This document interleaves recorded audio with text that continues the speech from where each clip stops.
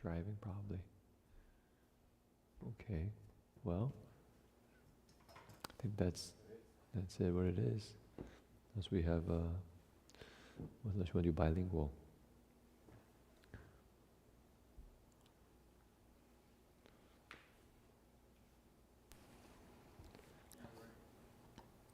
Did that hit in? No, not the shot. Okay. Okay. So good morning, everyone. We begin our chanting with universal well-being.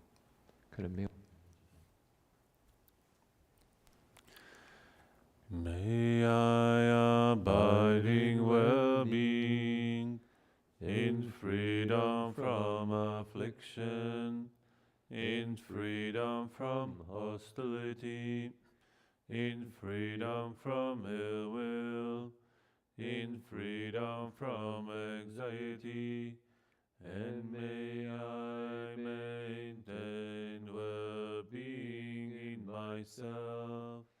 May everyone abiding well-being in freedom from hostility, in freedom from ill will, in freedom from anxiety, and may they maintain well-being in themselves.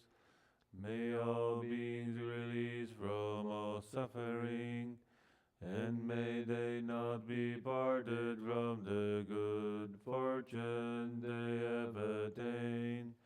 When they act upon intention, all beings are the owners of their action, and inherit its results. Their future is born from such action, companion to such action, and results will be their home.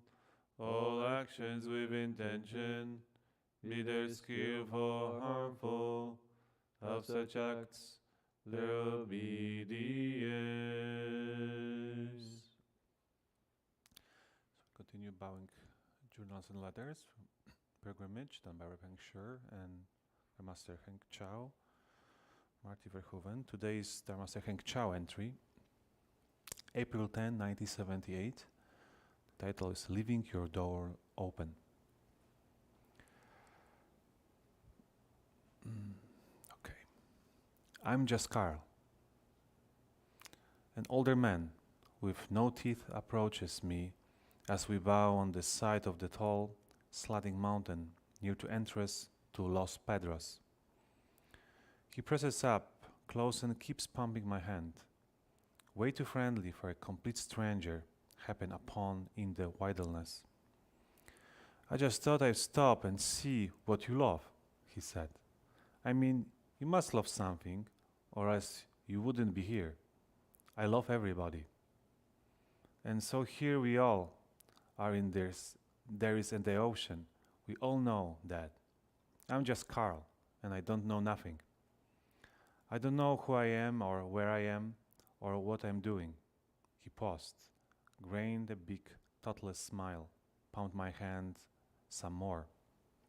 Yep, so here we all are, and there is the ocean. We all know that. And I'm just Carl. I don't know nothing. Another pause. Well, I just thought I would stop. I will be going now. He grinned, saluted goodbye, and walked off down the empty road. And it's the quote from the Avatamsaka Sutra. I want to vigorously cultivate all good and universally save all. I want to forever leave all arrogance and laxness, and certainly go towards the ground of all wisdom, and certainly never bring forth a wish to seek another path. I want to concentrate my mind to receive and uphold the Dharma taught by all Buddhas. Where did Carl come from? I call him. You may say, how? Instead of bowing with a concentrated mind, I sat down to write out my false thoughts about the grandiose project I needed to take on after the pilgrimage. This plan was arrogant, and sitting down to pen it was laxness. I attached to my big idea which amount to bring forth a wish to seek another path, than the path I was traveling right now. In cultivator's language, this is called leaving your door open. Note, leaving your door open refers to 6 sense faculties, also called the door or gates: ears, eyes, ears, nose, tongue, body, and mind. Left open means going out the 6 doors, seeking after the 6 senses objects: signs, sounds, smells, flavors, sensations, and dharma. The sense objects are also called the 6 thieves because they rob one's wisdom treasures. The phrase can also refer to leaving oneself unprotected and off-center by breaking precepts, getting afflicted, or by false thinking. When the doors of a house is left open, anyone can walk in and do as they please. In the same way, when a cultivator leaves his door open, he is likely to get ripped off or catch a demonic obstacle. Therefore, one of the first things a bodhisattva learns is to gather back his light and secure the doors at all times. I left my door open by losing mindfulness and running out after a false thought. As soon as my mind moved and my body stopped bowing, Carl walked in to woke me up. He was my teacher. He came to remind me to receive and uphold the Dharma taught by all Buddhas. That is, produce the mind that is nowhere attached. Past thought cannot be got at, present thought cannot be stopped, and the future thoughts cannot be obtained.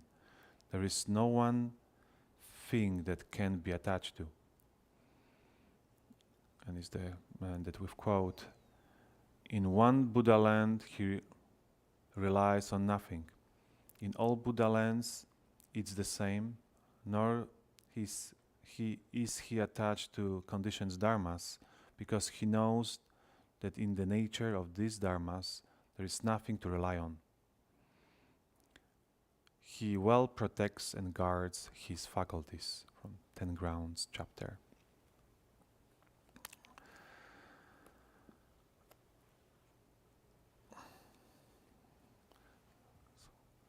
So Marty mentioned how he lost the mindfulness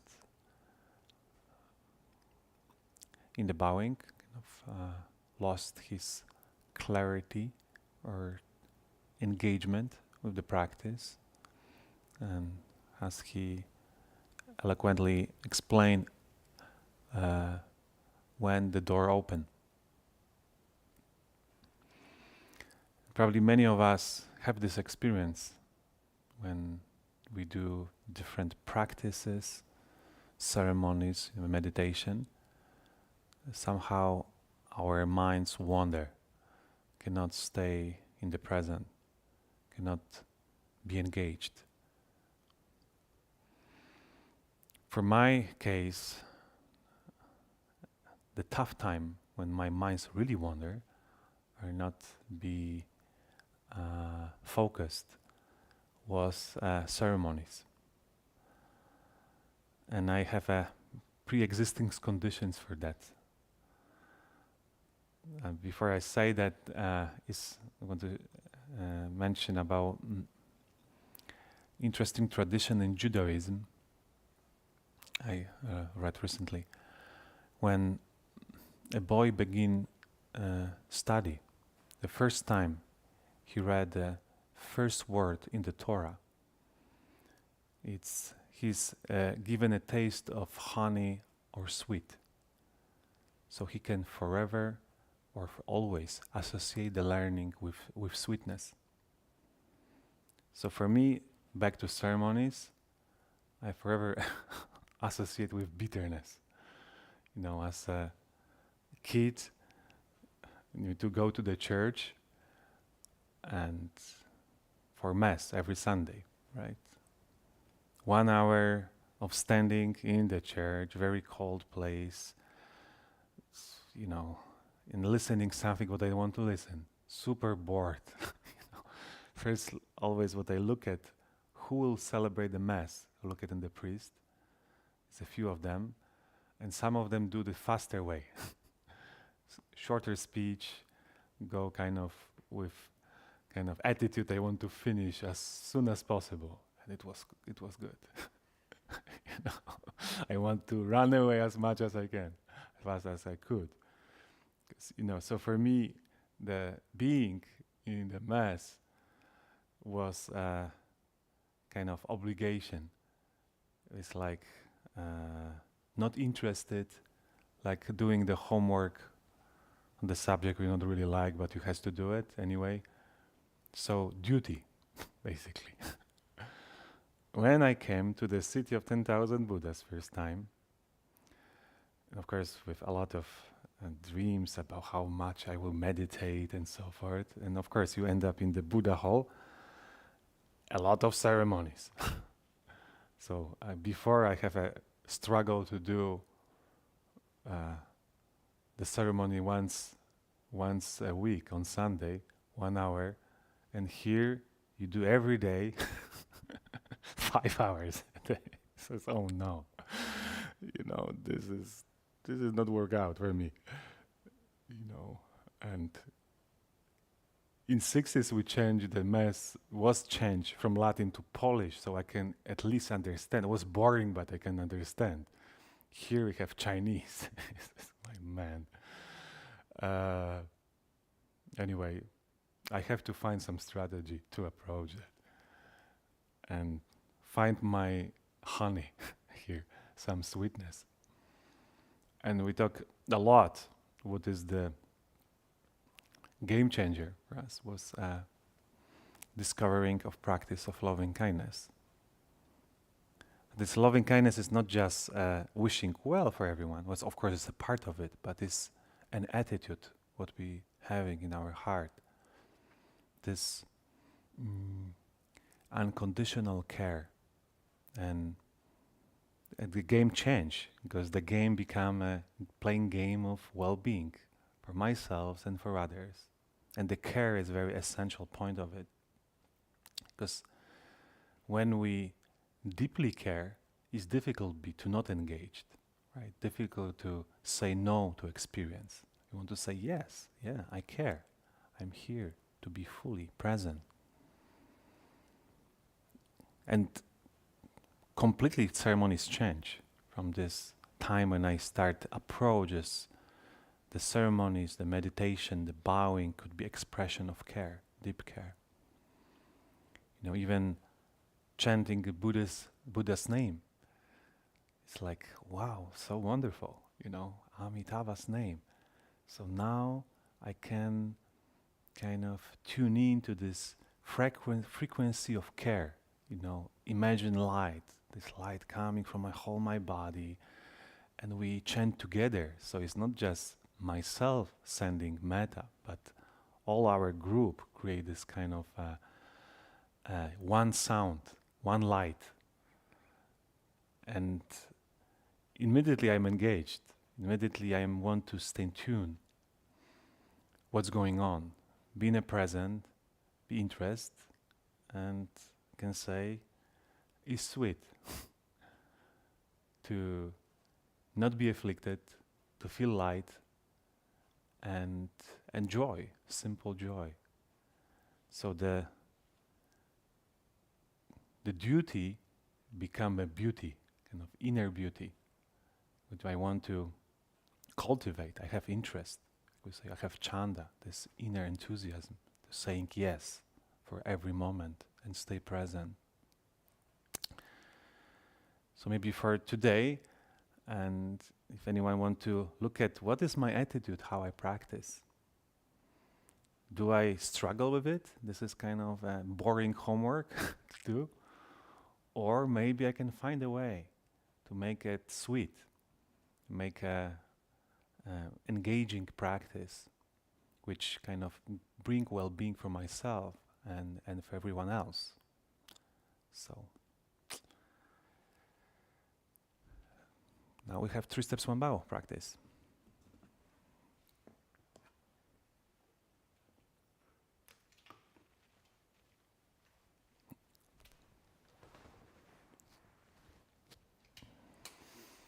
we'll begin with Samantapaja's repentance verse.